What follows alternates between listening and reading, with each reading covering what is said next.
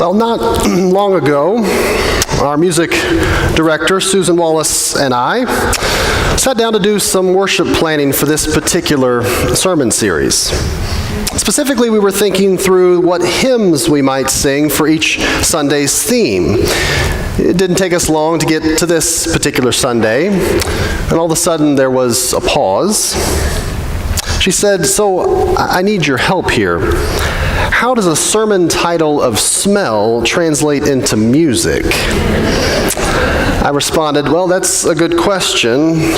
I'm still determining how a sermon title smell translates into a sermon." It's true, of course. Of our 5 senses we're exploring during this series, smell certainly is the most challenging. I mean, if we are the physical body of Christ in the world today, of which individually we all play a part, who among us, if we're honest, really wants to be the nose? After all, it's not likely the first sense that comes to mind when most of us think of practicing our faith, although it is a bit different for me. You see, growing up, Sunday mornings in my household were full of wonderful smells, especially with regard to my mother. She would always wear her Sunday's best, freshly laundered and pressed, smelling especially bright and clean. She had a perfume my father had given her as a gift she only wore for special occasions, which included, of course, worship. And she would often cook us a bigger breakfast than usual. Typically, she did our favorite, an egg casserole, the smell of which even today reminds me of going to church. And I suspect I'm not alone, although it probably doesn't have anything to do with mothers and egg casseroles. No, for the church, historically, smell has been an integral part of worship. If you've been a part of a church that was more liturgical than our own, you've encountered this history before. In fact, you've likely done so recently here, even at Sandy Springs Christian Church, when you came into our building following one of St. Mark's worship services, the Coptic Orthodox church that uses our facility on a regular basis. They use incense in worship as a symbolic, fragrant offering to God, which simultaneously serves as a reminder of our eventual ascent into heaven. Of course, Christians are not the only ones who associate smell with worshiping God. Most religions do, actually. In Hinduism, incense is used as an offering to God during a time of daily prayer. In Islam, it's used in many religious ceremonies because, according to the prophet, the angels love fragrant scents. In Judaism, aromatic spices are used in the ritual to conclude the Sabbath. If worship is, at least in part, about encountering the divine, then it comes as no surprise that liturgies from across the religious spectrum have aimed at such an experience through all 5 of our senses: sight, sound, touch, taste, and yes, even smell. Which certainly came to mind, at least for me, in our reading from John this morning. No, the text never itself mentions that word smell, but one cannot help but enter into this scene in one's mind without doing so by way of the scents that are so very present. Just think about it for a moment. The smell of the sea air on the beach, the odor of recently caught fish, the aroma of smoke rising from burning charcoal that Jesus has just lit. It's a scene that's full of fragrance. And yet it's not the only one. In fact, John is the most intentional of the gospel writers to point out the smells. When Jesus calls Lazarus out from the tomb, Jesus is warned of the stench of death. When Mary anoints Jesus' feet with expensive perfume, the room is filled with its fragrance, which I suppose should be no surprise. Even God is depicted as having a sense of smell throughout the Bible. Over and over again, Scripture suggests that when a sincere heart offers anything to the divine, it's accepted as a pleasing aroma of God. The Magi must have assumed God would appreciate a sweet-smelling gift too. They bring the baby Jesus, frankincense and myrrh, both of which are aromatic gifts used in incense and perfume. But it's in Genesis that we find God is even influenced by a sense of smell. You remember this story. Just after Noah exits the ark, he sacrifices burnt offerings on an altar to thank God for sparing he and his family, and the text reads like this. The Lord smelled the pleasing aroma and said in his heart, never again will I destroy all the living creatures on earth as I have done today. For Noah, a simple smell becomes a symbol of God's grace. Which seems to be true too in our reading this morning, although it's not the smell of a burnt offering this time, but rather the smell of that burning charcoal. After all, if you remember, this isn't the first time we've encountered a charcoal fire in the Gospel of John. In fact, the Bible mentions charcoal just 2 times in its entirety, and the first is just a few chapters earlier. Jesus has been taken into custody to be questioned by the high priest, and Peter stands outside in the courtyard waiting for him. A servant girl walks by and asks Peter, aren't you one of Jesus' disciples? And Peter denies Jesus for the first time. Then John writes, now the servants and officers had made a charcoal fire because it was cold and they were standing and warming themselves. Peter also was with them, standing and warming himself. Just 3 days earlier, Peter warmed himself by a charcoal fire while he denied knowing Jesus. Now Jesus is burning a charcoal fire on the beach when he sees Peter for the first time after his resurrection. Any coincidence here? Not for John. No, everything has meaning in John's gospel. It's obvious Jesus wants this to be the first thing these disciples, especially Peter, experiences.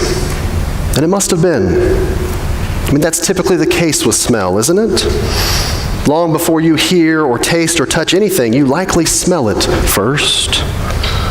The neighbors who are burning charcoal next door, the bacon being cooked on the stove downstairs, the lilies in the sanctuary on Easter Sunday morning.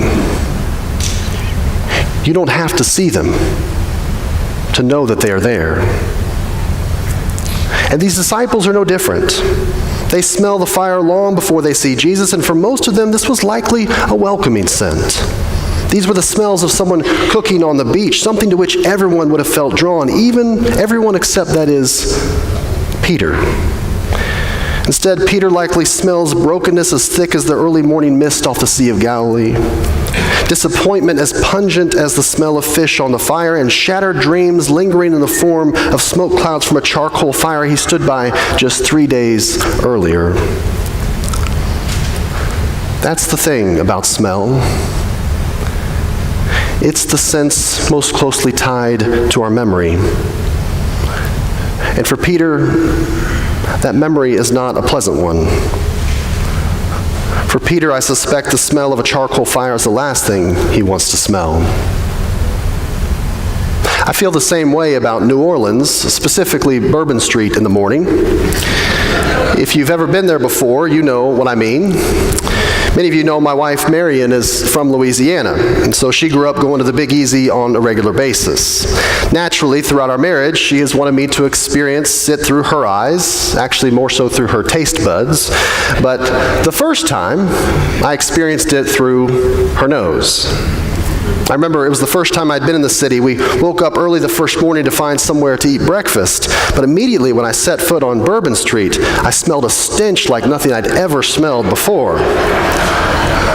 I looked at her with disgust and I said, "What on earth is that smell?" To which she smiled and said, "Smells like home."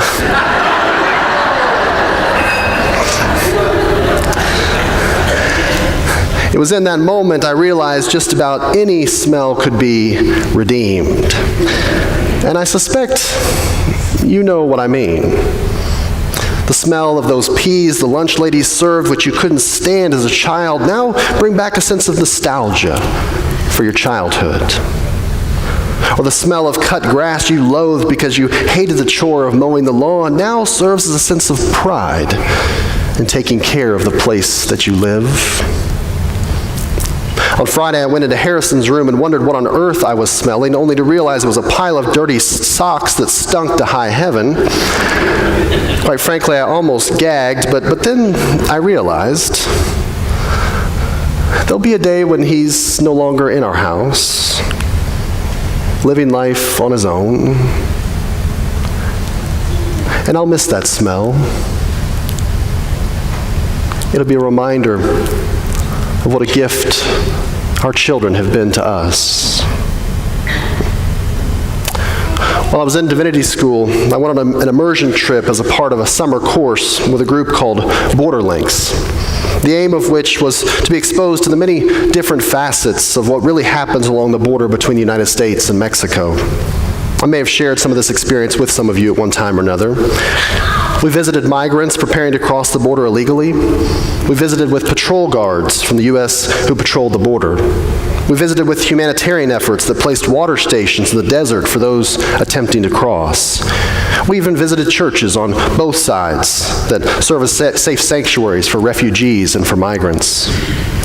I wrote an article at the time for what was then Disciples World magazine, our monthly publication, about that experience. And I did so by way of the smells we encountered as we crossed into Mexico. A cow carcass on the side of the road, dirty diapers in the middle of the street, people who don't have the luxury of running water like we do. Those were the smells I first noticed. But by the time I left that country, my memory was no longer of those unpleasant smells, but rather more pleasant ones. Everywhere we turned, people were welcoming us into their homes, feeding us feasts of wonderful Mexican cuisine. One woman in particular made us enchiladas I will never forget. If there's any smell memory I have now,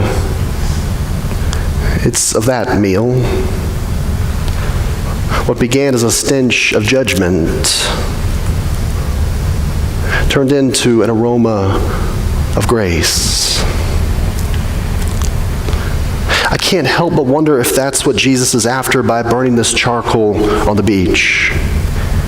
He knows the smoke bellowing from the coals will be a reminder of the guilt and shame and embarrassment Peter must be experiencing. He knows Peter feels terrible about how things went down, how Peter didn't stand by Jesus, how he failed his teacher and friend. Peter must feel like a stench beyond redemption. But instead of offering a lecture or asking for penance or condemning Peter for his actions, Jesus offers Peter the opportunity to redeem himself. For the 3 times Peter denies Jesus, he's asked by Jesus 3 times, "Do you love me?" And 3 times Peter says yes. And in a matter of a few breaths, the lingering smell of guilt, shame, and embarrassment is resurrected into the smell of forgiveness, love, and redemption. A memory from the past becomes a hope for the future. Who knew Easter could come in the form of a smell? Well, I suspect Paul did. Kimbrell mentioned that in her prayer this morning. In 2 Corinthians, he writes that we are to God the pleasing aroma of Christ. I'd like to believe that's true some of the time, although my sense is the church has disappointed God more than it's pleased God throughout its history. We certainly know how to make a mess of things. And yet that's the hope of this story, isn't it? That no matter what we've done, no matter how we've messed up, no matter what kind of guilt we carry around with us from our past, nothing is irredeemable and no one is outside the grace of God. No matter what we may have burned up in our past, sin never has the last word. So it's true. There aren't many hymns out there that talk about the sense of smell. Trust me, I looked all week. But apparently in some traditions, while incense is being burned, the congregation sings the words, Kyrie eleison. I suspect if nothing else, you've heard these words before. It's Latin, which means, Lord, have mercy. I think those who practice this are onto something. After all, no matter how we think we smell, to God, we are and always will be